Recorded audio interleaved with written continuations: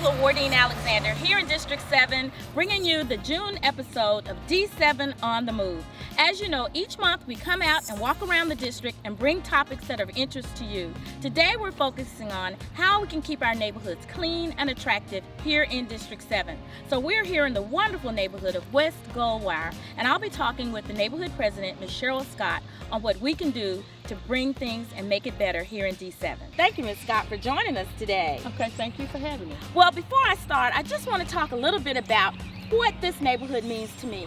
I grew up in District 7 and rode through this neighborhood so many times. I've seen it change over the years. I had friends that grew up here, friends that I attended school with, and this was always considered a very beautiful place to live.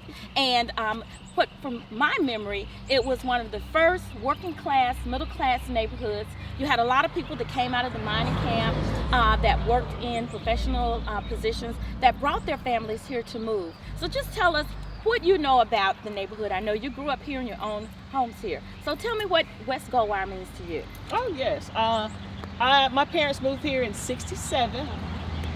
Basically, the neighborhood had more educators than anything. I was going to say that. Yeah. That's true. Business owners, educator, blue-collar workers. And it was a very friendly neighborhood because we had kids of all ages. So you at least had 2 or 3 to 4 children the same age. So we played baseball in the street, football in the street, hide and go seek, all kind of things. And it was like family, pretty much. So it wasn't a neighborhood, it was a family, it was a village. And I think what we can see in District 7, we have a lot of people like you and I. We grew up in the neighborhood, we moved back to the neighborhood, we're building residence here in the neighborhood, and so we've seen the neighborhood change. How have you seen it change since the 1960s when you moved here as a child and now back here as a resident, as an adult? I'll say one of the things is the average age is probably about 70. Okay. So one thing about West Goldwire Estate is once a family moved in, they didn't move out. So most of our neighbors, they don't move, they pass on, go through transition. And so what happens is that their children get the property, air property, and so most of the time they sell out. So the biggest thing that's changed is seeing children in the street playing basketball or whatever, and that's what we want now. We want families to come and move back in once our original homeowners transition on. Well, and one of my roles as city councilor is, of course, to try to maintain that beauty, that openness, wanting people to move into the city of Birmingham. So tell me some of the things that you see as the neighborhood president that could stall that for us. So when we talk about keeping our neighborhoods clean, how does that affect trying to attract those homeowners into this area? So one of the things that when a home appraises, they also appraise the neighborhood. So what we try to do, and what I know our original homeowners do, is they make sure that their property are attractive. Curb appeal means a lot. Initially, they started off, I want to say Miss Reed, I'm going to use her, and I know Mr. Knotts. So they start giving awards to people for lawn, best flower, best lawn, best overall yard, and stuff like that. So that was a motivating factor early on, probably early 70s. From that, it just started off as a little friendly competition where everybody wanted their yard to be the best yard in the neighborhood. So we want that tradition to pass on. And so I know that can be a challenge for us. We've seen some of the resources that we had to promote that type of interest in our neighborhoods. We don't have a lot of the support that we used to have from the beautification board. So what do you all do here in West Goldwire to keep that attractiveness of the neighborhood and to keep it clean?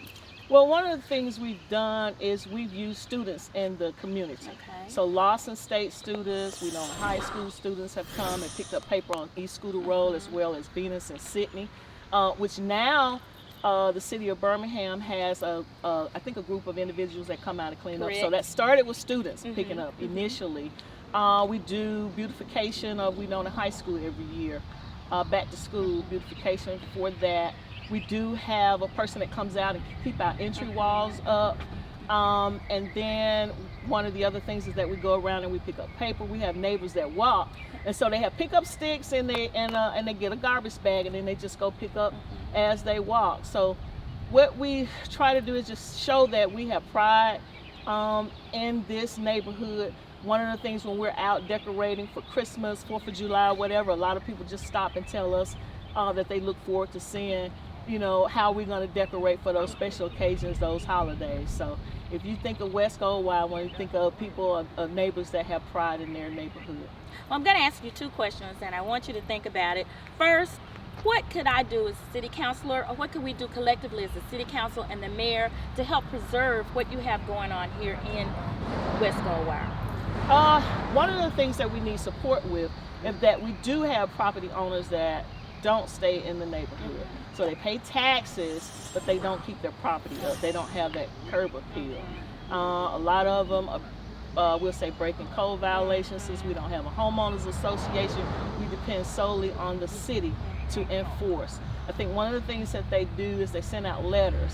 But from that point, we don't know what happened. So we need probably some legal action to take place so that they let the property owners know that we just don't want that in our neighborhood.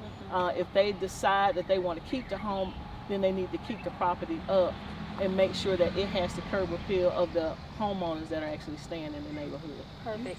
And lastly, anything that you'd like to say to your neighbors that are part of the West Goldwire community? Because again, I know that you work so well. I worked with you before my role on the school board, and this is one of our premier neighborhoods. All 19 are great in District 7, but yours is very active in keeping the community looking good. So anything you'd like to say to your neighbors? Well, one of the things, I grew up here, so I have a lot of fathers and mothers that original homeowners that were here, and I want to thank them for showing us the way and how to maintain. So a lot of times they'll tell me that they appreciate what I do for the neighborhood, and I say, well, I can't do it if I wasn't shown. So I'll say they were excellent stewards when we were growing up, so they set the standard of excellence, so all I have to do is just maintain it.